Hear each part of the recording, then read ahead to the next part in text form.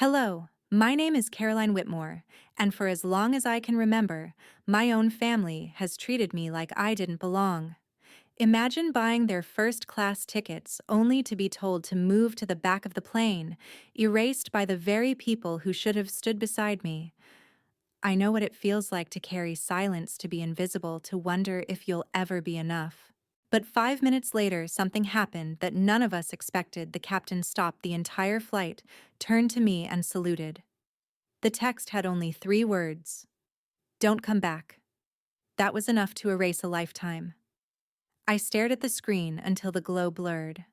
Crowds drifted around me in practiced patterns, dragging rolling suitcases, balancing paper cups, checking boards. Their lives streamed past while mine stalled on a single sentence. It was sent without punctuation, without warmth, as though even grammar was too generous.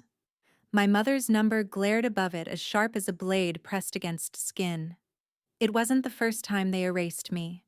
Childhood had been a sequence of quiet cancellations, my spelling ribbons brushed aside for Andrew's crooked volcano, my clarinet shut away because it gave Margaret a headache, my father blinking when I dared mention aerospace. Each memory pressed forward, carried by those 3 words, like passengers pressed by the moving crowd. I could almost hear the laughter from years earlier echoing from rooms where I was never invited to sit. The terminal air smelled of sanitizer and burnt espresso. Announcements tumbled across the speakers in monotone bursts, yet none reached me. My bench at gate 14 felt colder than the polished floor. I watched a boy climb onto his father's shoulders, watched a woman argue with a stroller, watched lives knit together while mine frayed. No one noticed the phone clutched in my palm. To them, I was just another traveler waiting for boarding, faceless in the shuffle. That anonymity stung more than the message. I lowered the brightness and slid the phone into my coat pocket. The motion was slow, deliberate, as though burying a relic. My fingers lingered, unwilling to let go until I forced them to retreat. The act of concealment steadied me. If they wouldn't see me, I would see myself. Across the gate, Margaret's ivory blazer flashed like a lighthouse beam. She sat upright, sunglasses perched even in artificial light, posture rehearsed for admiration. Beside her, Thomas leaned with closed eyes, feigning sleep, while Andrew hunched over his phone. They looked intact, polished, complete. I was the missing tile removed from the mosaic, a spectator not kin. The irony cut deep. Every first-class ticket on their itinerary had been bought with my card. Even exile had been financed by my name. A child's laughter rang out near the vending machines, shrill enough to pierce the hum of departure. My chest tightened. For an instant, I wanted to walk away, leave the gate, vanish into some other crowd that didn't carry my blood. But walking away would mean granting those words authority. "Don't come back." The phrase repeated in rhythm with the sliding doors, each hiss of motion sounding like judgment. I forced myself upright. My knees stiffened, protesting from old wounds, but my back remained unbroken. The jacket collar brushed my neck. I adjusted it as if pulling on invisible armor. The gesture was small, almost invisible, but it was mine. Every campaign, every medal, every night under foreign stars had taught me that armor was not steel or Kevlar, it was refusal. Refusal to retreat, refusal to let silence dictate existence. The gate agent tapped her microphone, voice carrying above the murmur. Boarding groups shifted, children whined, wheels rattled. For a heartbeat, I was only a body among hundreds. Then the loudspeaker crackled, and the name I had learned to both despise and endure cut across the sterile air. Gate agent calls Whitmore family pre-boarding now. They wanted a perfect family row. I was the piece that didn't fit. Row 12 smelled of cleaner and overworked coffee. I slid into 12A, clicked the belt, and let the leather cradle a body that had paid to be here. The vent breathed a thin chill. My carry-on settled under the seat with a soft thud like a muted gavel. A shadow fell across the aisle. Ma'am, the purser's badge read, Ava Reynolds, letters neat as a checklist. Would you be willing to help us seat a family together? There was time to refuse. Rights come with seats in this cabin. I knew that. I also knew how quickly a lifetime of being the movable piece decides for you. I nodded, unlatched, and stood. The buckle snapped back with a metallic sigh. I reached for my bag, fingers steady by habit more than calm. I appreciate your understanding, Ava said, shifting aside. Margaret's perfume lifted from row 8, crisp and expensive. Thomas pretended to sleep. Andrew stared at his phone like a shield. None of them looked at me. They were a curated portrait. I was the part cropped out. I pulled my bag into the aisle and began the small migration. Wheels rattled over seams in the carpet. Row 10, then 9. At 8, Margaret turned. Her glance was a scalpel, quick, cool, entirely sanitary. It cut without drawing blood and told me I was no one she recognized. I kept moving. Behind me, a flight attendant settled 2 children into the newly freed seats, promising window views and ginger ale. Together. The word unspooled after me like ribbon, bright, harmless, out of reach. Light thinned toward the rear. The air felt used by the time it reached row 30. I paused at 30B, narrow as a decision already made. My boarding pass showed 12A beneath a black pen slash. A tidy 30B sat above it in block letters. I slipped it away and opened the airline app. Under trip details, payment method, primary card C. Whitmore. The screen was clinical about it. So was I. It wasn't rage that rose. It was recognition the ribbon ignored for a crooked volcano, the Academy letter tucked beneath the news. The instrument silenced because someone said it hurt to listen. Patterns do not shout. They repeat. The cabin lights glanced off the crest on my ring. I turned it once and let it rest. Ava returned with the choreography of a person everywhere at once. "We'll take good care of them up front," she said. "Can I get you anything, water?" The word tasted neutral. She nodded, and the tray caught a stripe of light that looked like a swallowed apology. I tucked my bag tighter to the seat frame, a small courtesy for strangers. Engines hummed, then steadied. Overhead, bins clicked shut. A child laughed somewhere mid-cabin. A man sighed into a newspaper unread past the fold. I aligned my shoulders and set both feet flat, building a posture that did not shrink. Through the sliver between seats, I saw the glow of glassware, wider armrests, mercies measured in inches and in recognition. My phone vibrated with a calendar alert and went still. I closed the app, laid my hands open on my knees, and let one breath pass all the way to gone. Dignity today would be ordinary. It would sound like buckles closing and fans whispering, and my silence not being a surrender. Through the window, the jet bridge loomed like a gray tongue tasting departures. The cabin smelled of wool and anxiety, and somewhere a glass clinked indifferent. I sit down in 30B, realizing the family's first-class tickets were paid on my card. I learned silence at 7 when my ribbon vanished under the noise of my brother's applause. The memory pressed forward like a bruise beneath the skin. I could still see the kitchen that night, cake cooling on the counter, my mother lighting candles for Andrew, as though a second-place ribbon were a crown. He had stood proud, holding his flimsy volcano model with soda stains on its cardboard base, while the family clapped as if he had split atoms. My own ribbon, bright and thin from the spelling bee, hung limp in my hand. No one asked me to spell a word. No one even asked me to sit. Their voices layered louder and louder until my ribbon seemed to vanish. That was the lesson: silence earns you a place in the room. Noise earns you exile. I folded the ribbon into my pocket and smiled the way children smile when they realize they have no audience. The frosting on Andrew's cake was blue, and I remember wishing for a slice, but Margaret's sharp look held me still. I stayed off to the side until the candles melted into wax and laughter. The next year brought the clarinet. I practiced on the porch steps where the wind carried sound into the night. For once, I believed practice might carve a space only I could fill. The reed tasted of effort, the notes shook but steadied. I almost felt heard until Margaret's door slammed open. "Enough, Caroline," she barked, pressing her fingers to her temple. "That noise makes my head ache." Noise. That's what she called music. I lowered the instrument, let silence reclaim the yard, and never played again. The clarinet rested in its case, gathering dust until it was sold at a garage sale for less than the price of a shirt.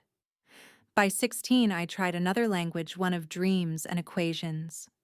I spoke of aerospace, of wings cutting clean through atmosphere, of charts that made the sky logical. My father looked at me across his paper and frowned as though I had pronounced my own name wrong. "Don't you want something more feminine?" he asked, glancing over the classifieds. "Something that won't waste your looks." His words slammed doors louder than Margaret's voice ever could. At 18, the envelope arrived, United States Air Force Academy. My name embossed the seal, heavy, the future mine to claim. I laid it on the counter, careful, deliberate. For hours I waited for recognition. Instead, Margaret folded it under the morning paper as if it were junk mail, an ad for groceries. My father skimmed headlines, ignoring the weight beneath. That was the climax of childhood, a door never even opened. In the present row, 30 pressed against my shoulders. The seat narrowed my breath, the air carried the tang of recycled oxygen. Children laughed in fragments behind me, passengers shifted overhead bins, but the silence around me was the same one I had carried since 7. Patterns repeat. Neglect ages, but never changes form. Thomas's shady dealings had already whispered through our lives back then, unexplained accounts and sudden gifts, but they were folded into the same silence that buried my ribbon. I saw it, knew it, and stayed quiet until the academy gave me a way out.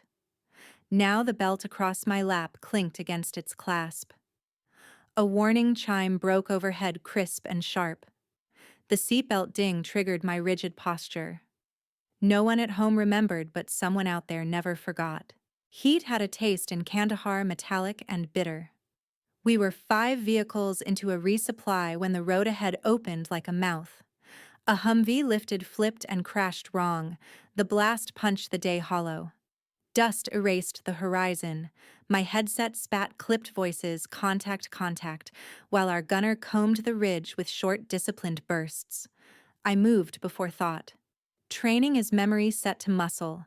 Mine knew the way through fire. I ran for the overturned truck. Heat licked the seams of my sleeves, testing them. Inside, someone yelled. Another coughed into silence. A third prayed with a voice like torn radio. The door jammed. I hit it with my shoulder. It sneered at physics. I wedged a pry bar, pulled until my palms went slick, and the panel gave, with a human shriek. Smoke rolled out. I went in. Faces: a young airman with wide, glassy eyes, a corporal clutching his side, a driver pinned under the wheel. "You're coming out," I said, and didn't wait for consent. I hooked an arm under the airman's vest, dragged him across hot metal. My gloves seared through. Blisters bubbled fast along my palms. Outside, another detonation shouldered the air. The airman tried to help, then folded, breath rattling. "Stay with me," I ordered. He met my eyes, saluted with the set of his jaw, and went limp. I left him with a medic and turned back. "Mom," the corporal said, small with pain. "Mom, please." I took his wrist, felt the thready insistence of life, and lied cleanly. "You'll tell her yourself." Belief steadied him. Orders steadied me. The driver was wedged. The angle of his arm promised what mine would learn. I planted my feet and pulled. Ligaments protested. The joint popped hot and wrong. Pain flared bright electric and filed itself under later. I kept pulling until the harness surrendered. Rounds snapped off the engine block. Behind me, the young airman Stenson, though I didn't know his name, tried to rise and failed. I dragged the corporal next, inch by inch, through a door made of smoke. The ground outside felt like water after fever. I rolled him onto a poncho liner, pressed dressings, counted breaths until counting steadied mine. Back inside insulation, melting instruments, sagging edges turned to knives. I caught the driver's harness and hauled boot by boot, breath by breath, until the world widened again. The ridge cracked. Friendlies answered. Somewhere a rotor beat the air like a promise. We lifted litters when the bird set down in a dirty halo. My arm hung savage and useless. Movement was the only anesthetic. We loaded Stenson. We loaded Reese. We loaded the driver, who now had more hours than he'd expected. After dust fell in a tired hush.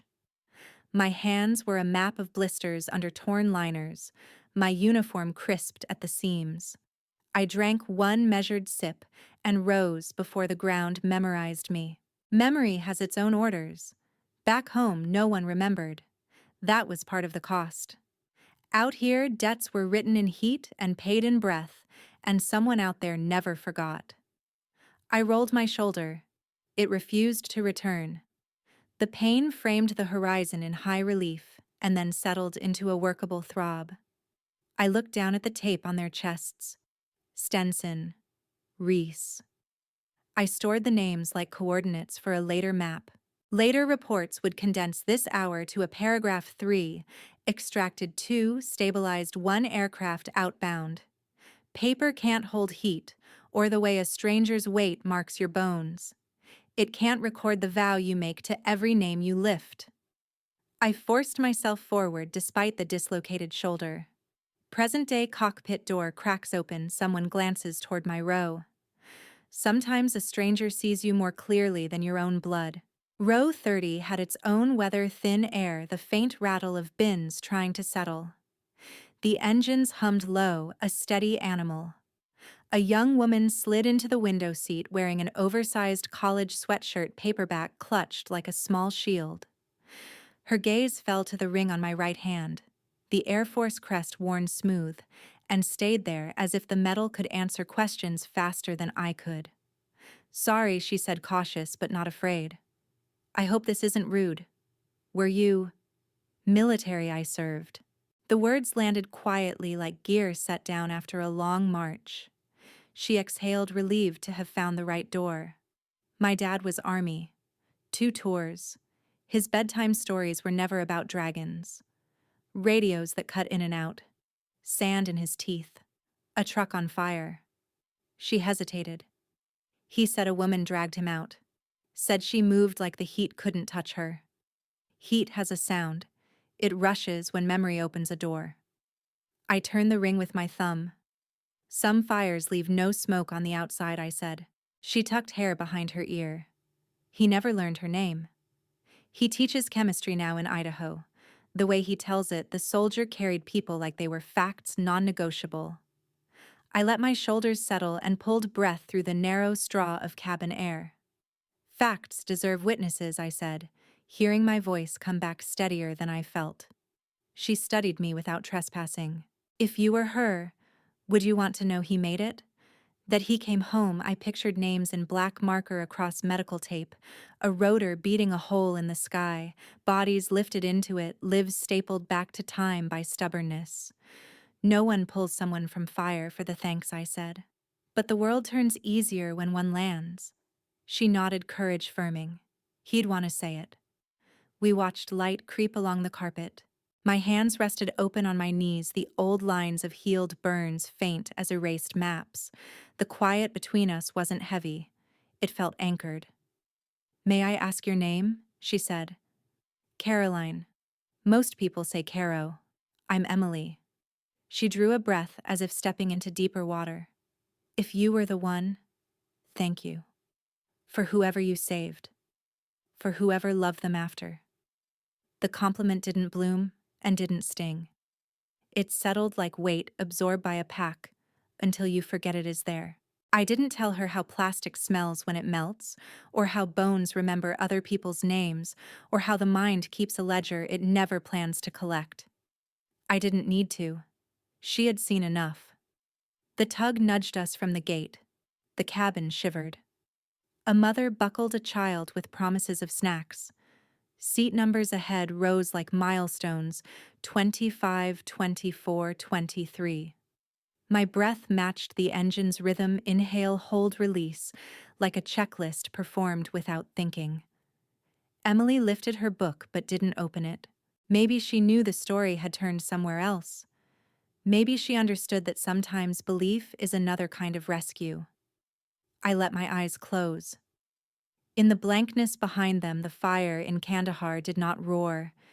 It waited orderly, as if heat itself had learned discipline. When I opened them, certainty had arranged itself without ceremony. I was the woman in her father's story, not because I claimed it, but because the shape of her faith fit the outline of my ghosts. Validation doesn't always come with trumpets. It wears a sweatshirt, whispers, and sits at 30A. Right. Cabin jolts. Seatbelt ding again.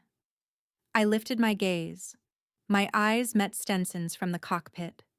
The distance was only a few rows. The gap felt like a lifetime. Taxiing flattened into a low glide, lights softened to cabin dusk. From 30B, my sightline threaded the aisle. Row numbers fell like mile markers until 8 hovered in view, close enough to touch, far enough to cancel touch.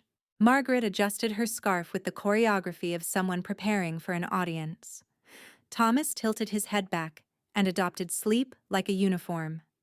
Andrew bowed to his phone, his thumb skimming the screen in nervous loops. None of them looked up. Absence is a habit you rehearse until it needs no cue. I felt it settle over me the way recycled air settles, thin, serviceable, indifferent. Wheels murmured. A bottle clinked somewhere forward. Ava Reynolds moved through first class with a professional half-smile, confirming glasses, tucking a blanket, touching the galley latch like a metronome. I tracked the small domestic gestures of row 8, the way a scout tracks weather. Margaret's scarf became a wall. Thomas's pretend rest a lock. Andrew's scrolling emote filled with blue light. I didn't want entry. I only wanted the courtesy of being named. A childhood spent as footnote becomes adulthood. The grammar doesn't change. I glanced at my knuckles and found a steady color. This, too, was training. Measure, breathe, do not flinch. I let the engine's tone do the counting for me. Andrew shifted. A notification flared, then vanished, his thumb faster than reflex. He cut a quick look toward Thomas, the briefest alignment of orbit with planet fear with gravity. Thomas did not open his eyes, but the cords in his neck tightened. They were speaking in a language I knew, money exposure contingency, only their dialect favored silence. Ava paused at row 8 to adjust a tray and said something I couldn't hear. Margaret nodded without turning. Andrew's jaw clicked. The phone tilted away from the aisle, a fortress guarding whatever trembled within. He risked another glance at Thomas, then slid the device under his thigh as if heat could swallow evidence. I registered my own stillness. In another life, I would have advanced, asked a question, pried a door. Here, discipline meant staying in my seat and letting the picture develop. Humiliation precisely lit tells truer stories than confrontation. The reflections along the overhead bins rippled as the aircraft took a wider turn, runway lights bending into a necklace ahead. None acknowledged me, not a nod, not a pause, not the flicker humans reserve for strangers they might someday understand. I was a statistic in their periphery, an empty placeholder that made their symmetry possible. The space between 8 and 30 wasn't length, it was elevation, a measurement only pride uses. I am invisible to the very people who owe me everything. Saying it not aloud but exactly cleared the glass. It didn't make me smaller. It drew a border I could see. Borders let you choose which side to stand on. I claimed mine, spine, uncurved eyes, unhungry. If love is a ledger, I had balanced mine with interest and written off the loss. Ahead, Ava eased back toward the galley, her smile thinner. Andrew kept still, too still for comfort, the way someone waits for a wave they know will break, but can't afford to name. Night pressed against the windows. The city's geometry retreated. The aisle held its breath.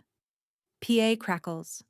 Ladies and gentlemen, due to traffic, will hold position for a few minutes. Even when the rule exists to honor you, it can still forget you. The aisle was a narrow river of light, the kind that makes chrome gleam and faces look polished with fatigue. Ava moved upstream with a tray and a smile that could pass for calm, pausing near row 2 where a man in a cap stitched with years sat ramrod straight. She addressed him by name the way good crews do, voice low and warm. She mentioned the airline's honoring service program, priority seating, early boarding, complimentary upgrades when available, and the words drifted down the cabin. I listened the way you do when the subject is technically you, but tactically not. A ring on my finger said enough without asking permission. Years were stitched into the seams of my jacket even when I wore plain clothes. My silence functioned like a badge security forgot to scan. Ava helped the veteran stow his bag in a space that appeared as if by magic. She eased a blanket over his knees with respect that looked routine and was anything but. He thanked her twice and touched his brim. I didn't begrudge any of it. Recognition handed rightly is never my enemy. Still the words kept moving. Priority seating, upgrades, early boarding. I sat where the cabin narrows by rattling bins and patient fans and considered how rules fail, not by being wrong, but by being blind. You can be eligible and still invisible. You can belong to a category and not to the room. Emily shifted beside me, sweatshirt bunched at her wrists, book unopened. She had seen me once already, and that seeing held like a knot where it counts. She watched Ava, then me, then the space between us, as if policy lived in the air and could be negotiated like weather. The veteran in row 2 laughed softly at something Ava said. She angled a bottle of water into his hand and promised to check back after takeoff. The cabin fickle judge that it is nodded approval with a rustle of newspapers and a loosening of shoulders. Ava's gaze swept the aisle. For a second, I thought it would land. Instead, it skimmed like a stone and kept going, leaving only ripples. That was fine. The price of serving is sometimes paid in anonymity. The dividend is learning to breathe beneath it. Emily leaned closer, voice barely above the engine's wintry hum. Why didn't they ask you? I'm used to being forgotten. Her brow furrowed as if solving an equation that refused to balance. She looked forward again toward the soft glow of row 2, then down to my hands, then lower to the ring. I turned it once. I didn't hide it or display it. I let it be the truth it had always been. The plane drifted, adjusting in a queue of other planes. Apron lights winked like patient beacons. A child coughed. A couple argued in murmurs about seats and then surrendered to quiet. Honor, I thought, is a verb that doesn't require an audience, and yet a program exists so strangers can practice it together. Both things can be true. So can the sting. Ava returned toward the galley, passing us with the same trained calm. Emily straightened as people do when they want to say more, but respect the borders of someone else's history. I let a breath expand between my ribs and shrink back down. Perhaps policy is choreography. Perhaps some of us are the ones the spotlight misses when it sweeps. Engines purred steady, a metronome for patience. Wheels inched, paused, inched again, as if the airport itself were breathing. I traced the crest on my ring and felt echoes of Kandahar, a private weather front moving through bone. From cockpit window, Stenson noticed the insignia on my sleeve. His eyes cut through 20 rows like a blade, and memory bled through. The cabin held stillness like a field holds fog thin present. I felt the look before I found it, a brief alignment between the cockpit's shaded window and my aisle. Engines idled with patient breath. We were in queue, a city of wings, inching toward lift, and yet that glance said we would stop for another reason. I didn't know not yet what moved behind the door. Later, I would learn he checked the manifest the way captains do when a detail glints. He would have scrolled past cities and numbers until a name steadied on the glass: Caroline Whitmore, Brig, General Rhett. The title is a small continent, the parenthesis a shoreline.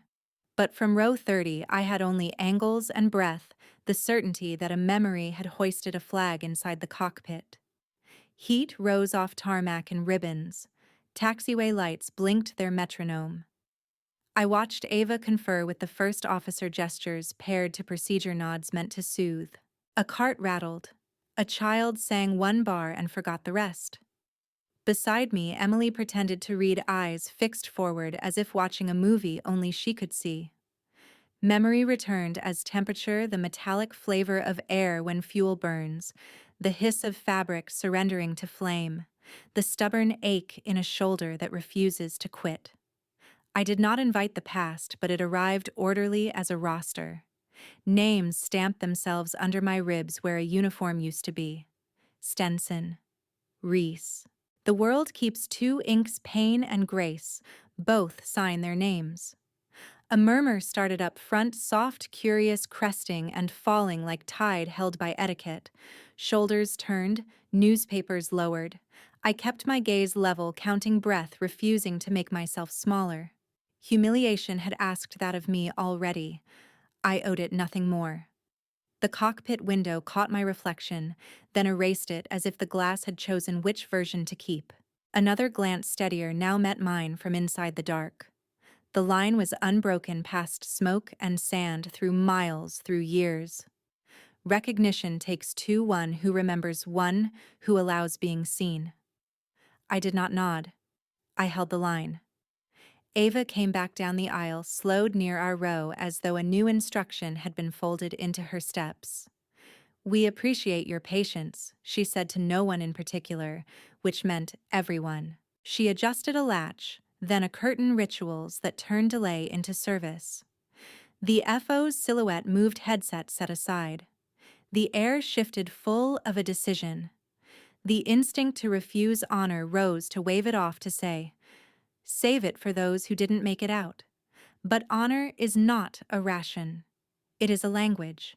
If a word is spoken to you, the courtesy is to answer it true. The PA clicked alive, the cabin's shared ear turning at once. The voice came measured, calm, unmistakable. "Ladies and gentlemen," the captain said, "we'll pause briefly for an acknowledgement." Confusion rippled, curious, contained. People scanned for celebrities, for proposals, for the small theatrics travel affords. Emily's fingers tightened on her paperback. A tremor moved through the seat frame as if the plane itself had taken a breath with the rest of us. The hum of engines became a low chord under a new melody. Attention. Time did what it does before a verdict. It lengthened until seconds had room to bloom. I heard ice settle in glasses, the distant cough of a child. Ava's shoes hush the carpet, a hinge creak forward. My hands rested, open palms, remembering a map of scars no one else could see. I thought of the ledger. No one reads the names we carry, the weights we did not drop, the promises kept in heat. If the past was stepping out of its smoke, I would meet it standing. Cockpit door opens. Stenson steps into aisle. Some doors open to a flight, others open to a reckoning. Don't miss what comes next. Subscribe and walk with me into the next chapter. When the captain walked out, the aisle became a courtroom, the passengers its jury. He stepped from the cockpit into a held breath. The carpet seemed to square its shoulders. Light gathered into a single blade running front to back.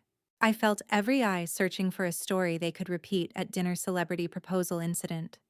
Instead, they found a captain with a steady jaw and a memory he carried like a medal no one could see. He moved slowly, scanning rows as if reading a ledger. Ava paused at the galley curtain, hands joined, a quiet sentinel for procedure. Emily's fingers tightened around her paperback until the cover bowed. Far ahead, row 8 became a painting. Margaret perfectly still, Thomas pretending to sleep too hard, Andrew trapped between the glow of his screen and the gravity of his father's profile. The captain's shoes whispered on the aisle. With each step, the cabin's noise receded, replaced by the soft arithmetic of breath and the clink of an ice cube surrendering in a glass. He passed 17, then 12. My knee throbbed, its old weather report. I straightened until the pain recognized me and settled down. He stopped at row 30. "Ladies and gentlemen, Brigadier General Caroline Whitmore." No one coughed. No one shifted. The words took shape in the space above us and stayed there, refusing to evaporate. A couple leaned apart to see me better. The man across the aisle lowered his tablet screen, dimming on a game he would not remember. From the corner of my eye, I saw Ava's chin lift, not in surprise, so much as in assent. He did not rush the next part. 23 years of service, he said, the cadence precise, including multiple combat deployments. A murmur crept down the cabin and dissolved. Recipient of the Bronze Star. Awarded the Distinguished Flying Cross. The titles did not feel like a parade. They sounded like dates etched into a quiet stone. I wanted to look away to give the moment an exit ramp, but the aisle held me like a question I had avoided answering. Emily's shoulder brushed mine, an anchor disguised as accident. The engine hum deepened into a chord that felt almost like ceremony. Somewhere behind the captain, a child asked in a stage whisper what a general was. The answer never came. The air itself answered. I could feel row 8 harden then hollow. Margaret's sunglasses stayed on, but posture betrays what faces hide. Thomas kept his eyes on the window as if altitude could absolve him. Andrew's phone went dark. Reflection showed his own face looking back with nothing to say. On behalf of this crew, the captain continued, and those of us who owe our lives to her courage, we offer our respect. He didn't look at me at first. He looked at the passengers the way a witness looks at a jury when truth has to be carried by many hands. A whisper started near the bulkhead and skipped across the rows like a stone across water. She's a general. It wasn't gossip. It was reclassification. The words changed the weight of the seat under me, the angle of light on the tray, the temperature of breath I had learned to ration. Silence followed, clean and heavy, the kind that dignifies. The captain turned to me then, and recognition crossed the ground between us without a sound. For a heartbeat, I saw Kandahar mapped over his features, the pallor of smoke, the stunned brightness of survival. I remembered the feel of his vest under my hands, the vow I had never spoken aloud: no one is left behind. I did not stand yet. I let the moment take its full measure. Ava's gaze flicked to the manifest in her hand and then to me, a small confession in the arch of her brow. Emily inhaled and forgot to exhale as if air were something we had to earn. He shifted the weight of his shoulders as if setting down years. He spoke once more, voice lower, not for the cabin now, but for me. Stenson extends his hand. General, please come to 1A, where you belong. I wasn't walking up an aisle. I was walking through decades of erasure. Stenson's hand hovered steady as a bridge. I rose, testing the old hinge in my left knee. Pain flared, then folded into obedience. The aisle thinned into a path I had taken in other uniforms, in other rooms where eyes became measures. I stepped forward, and the cabin's hum seemed to lower its head. We moved without haste. He set a pace that honored cartilage and ceremony. I kept mine spine, straight shoulders squared against years that had tried to bend them. 17 passed, then 12. The carpet seam there felt like a border I crossed in full daylight. Ava waited near the galley, protocol neat mouth composed. She glanced to the manifest in her hand, then to a tablet, names, notes, codes, and I watched comprehension settle. Primary payment C. Whitmore rested on the screen with the indifferent confidence of systems. Her fingers smoothed the paper. Her eyes lifted apology. Row 9 approached like weather. Ahead, row 8, condensed into a portrait I had known my whole life, Margaret, rigid, perfume precise. Thomas turned to the window, faithful to a view that would not look back. Andrew drained, pale thumb stilling above a darkened phone. Their silence tried to define me again, the way it had at 7, at 16, at 18. I did not slow to fit their frame. I let the world narrow to breath and motion. A glass chimed. The sound landed like a gavel. I kept moving.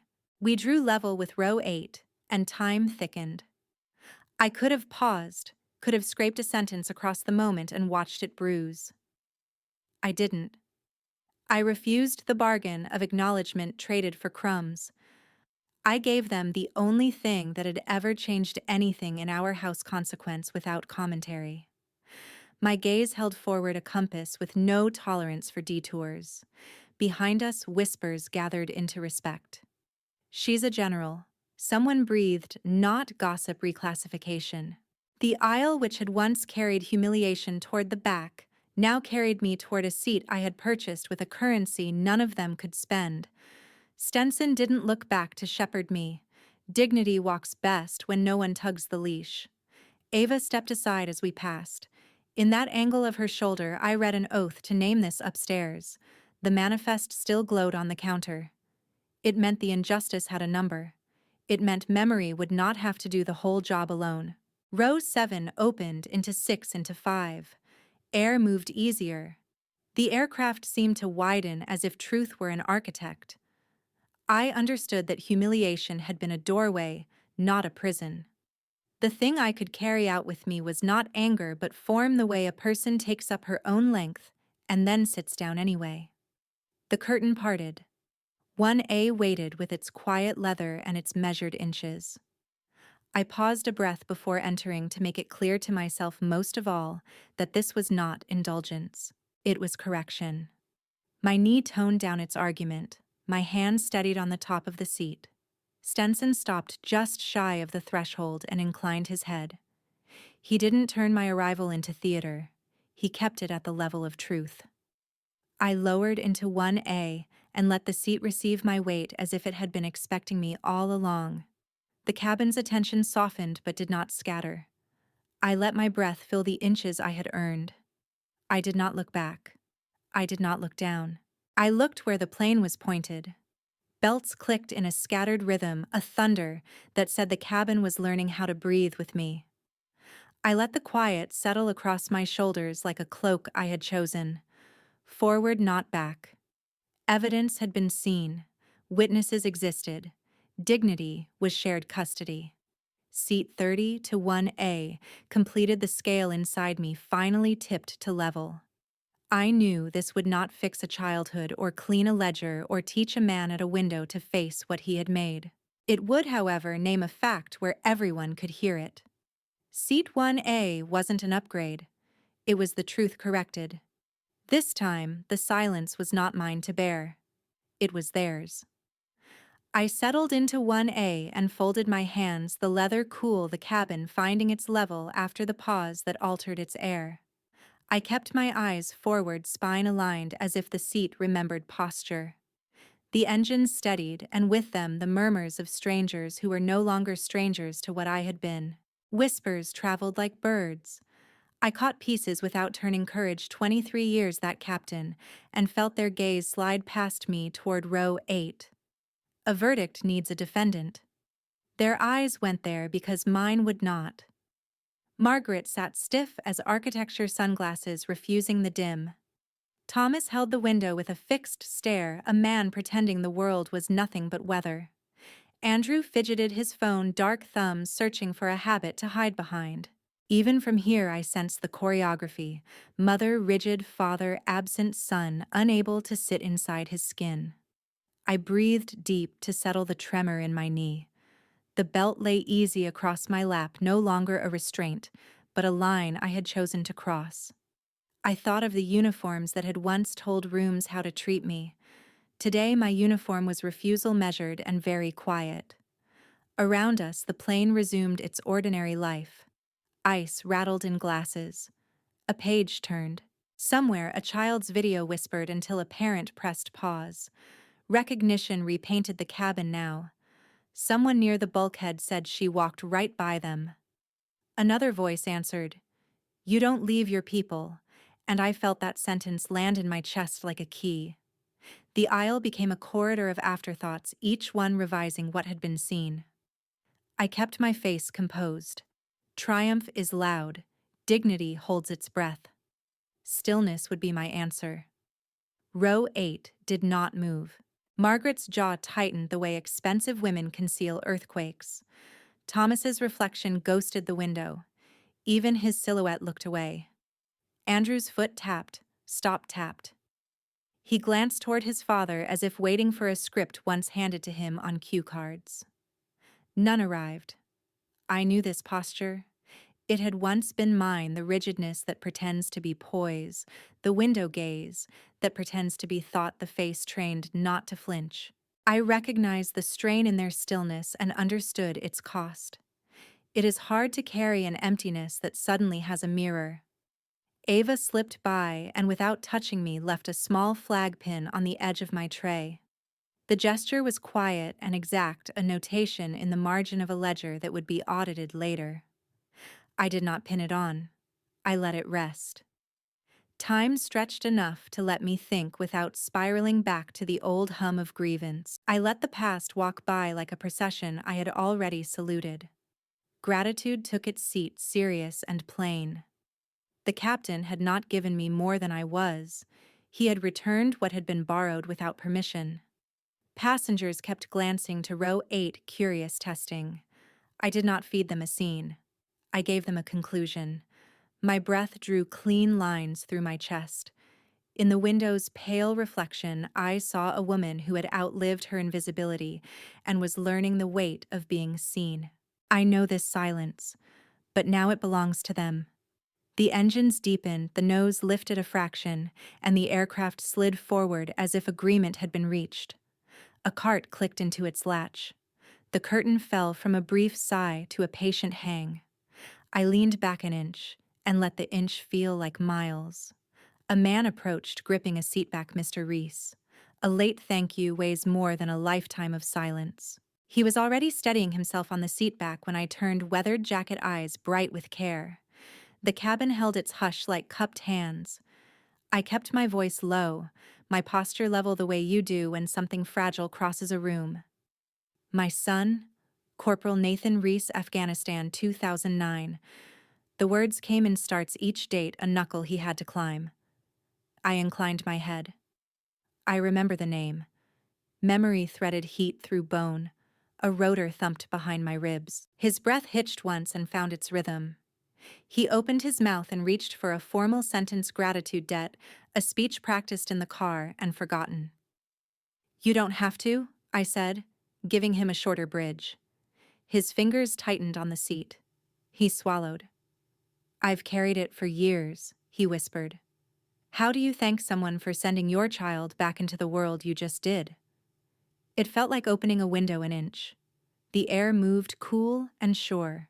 Around us, people pretended to read and failed. A newspaper lowered. A glass stilled. I saw recognition rest quietly on faces I would never see again. Not spectacle witness. It was finally enough. He nodded, then touched his chest as if checking that his engine still turned. The motion cracked his voice. A sound escaped that was not a word, only a register of weight finally set down. He didn't cry. He didn't need to. Relief made a map across his features and folded itself neatly away. I thought you should know, he said, steadier now. He teaches chemistry. 2 kids who think the periodic table is a treasure map. A small smile found its footing and stood. I let myself breathe it in. Tell him, I said, to keep making order out of elements. I will. He looked at my hands, at the faint lattice of old burns. Does it ever stop hurting? It changes jobs, I answered. It becomes memory. Then it becomes instruction. He absorbed it like a fact you don't like but can use. The cabin shifted forward a fraction, a cue moving 2 plane lengths and calling it progress. Somewhere behind us, a child giggled. Somewhere ahead, ice clinked into a glass and settled. I won't take more of your time, he said, straightening. I only wanted to stand here until the thanks had a place to land. It landed, I said, safely. He pressed his hand to his chest one more time, the final check before takeoff, then nodded and worked his way back down the aisle, careful not to jostle anyone. People gave him room as for someone carrying water. Silence returned. Not empty, not hostile. It was a table set after a meal plates cleared space made. I watched the curtain breathe in the faint recycled breeze and let my spine rest against the seat as if the frame had learned my shape. Dignity can be quiet. So can joy that refuses to brag. For a moment, my mind went to Margaret's sunglasses, to Thomas's fixed window, to Andrew's stilled phone. I did not linger there. Some silences belong to other people now. Mine was occupied with the business of continuing.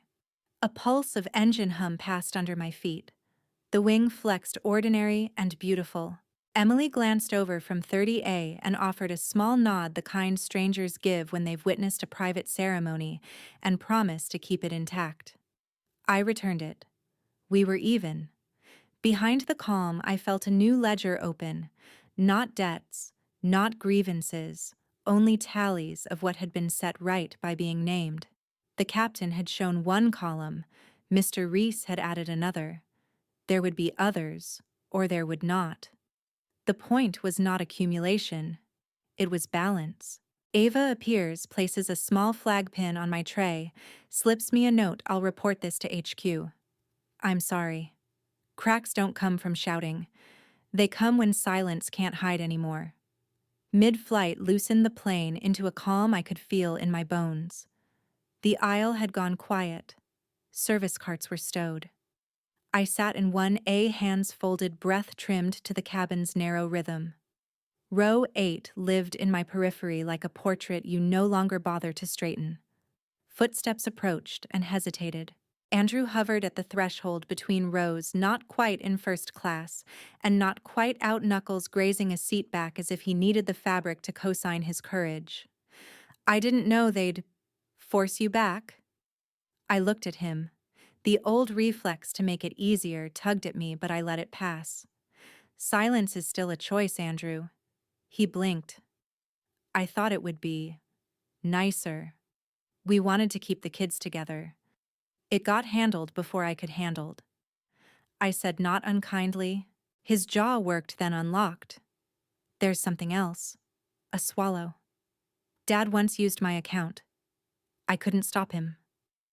The words came in a single exhale. He said it was temporary for the firm, that reimbursements would fix it. And then the statements. He glanced toward row 8. I didn't know how to make it stop without hurting all of us. The math at last in his voice. I let the numbers arrive, transfers that never balanced, gifts without birthdays, the way Thomas's generosity came stapled to someone else's ledger. You did know, I said gently.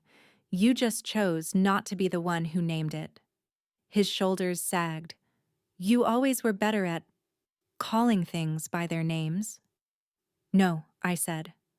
I just got tired of paying interest on other people's silence. He flinched and nodded.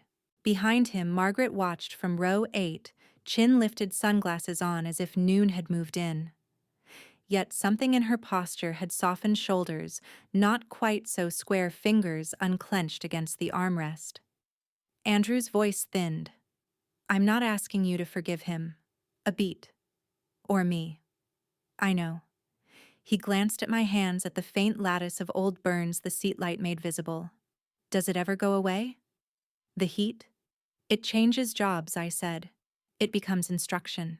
He took that in like a prescription he didn't want, but would fill. He nodded. Around us, the plane breathed, a page turned, ice settled, a child sighed into sleep. For the first time since we boarded, his eyes met mine without flinching.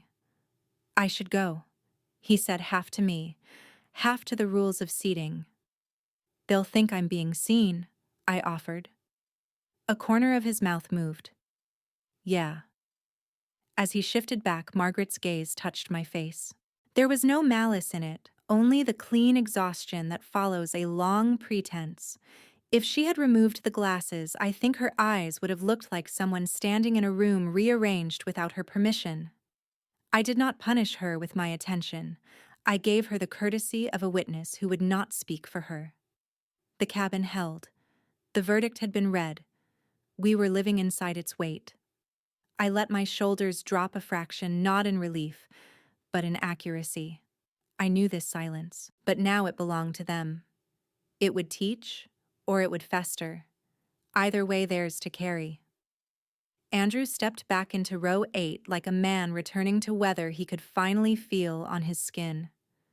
The distance between us did not change. but its meaning did. I stared forward, letting the aisle pull time in a straight line again, content to grant the moment its edges and nothing more. Thomas opens his mouth, shuts it, and turns away. Justice doesn't arrive through family hands. It comes in a plain envelope. 1 week later, the morning begins with light that behaves itself. It pours across my porch boards, turns the steam above my coffee into a brief white flag, and makes the mailbox shine like a small, patient mirror. A sparrow pecks the rail and approves of nothing. I let the quiet sit. Airports have noise that sticks to you. Home requires rinsing. The envelope is there when I open the box, no flourish, no embossed drama. Plain stock government weight. My name typed cleanly, my address spelled without error, the return line, a thin bureaucracy that once felt like gravity and now feels like weather. I carry it inside as if it contained oxygen. In a way it does. At the kitchen table, I break the seal with a butter knife, careful the way you are with things that can bruise a day. Paper slides against paper. The letter greets me with what it is: post-service commendation acknowledgement, entered into a record that does not forget. No spectacle. No apology. A sentence written where it counts. I read once, then again slower, the way you chew bread when you have gone too long without eating. The words do not inflate me. They level me. I think of row 30 of the aisle like a blade of the walk past 8 without a single glance. I think of Margaret's sunglasses, Thomas's window, Andrew's hands searching for a habit that could shield him and finding only skin. I think of Stenson's voice carrying through the cabin like a measured drum of Mr. Reese, standing steady on gratitude he needed to set. Sunlight creeps a knuckle farther into the room. Dust performs its slow theater. I lay the letter flat and press my palm over my typed name as if to warm the ink. For the first time in years, I inhaled without weight. I do not call anyone. The urge shrugs once and leaves. Silence unweaponized is a different animal. It allows the chair to hold you the breath to travel all the way to the edge of the world and back.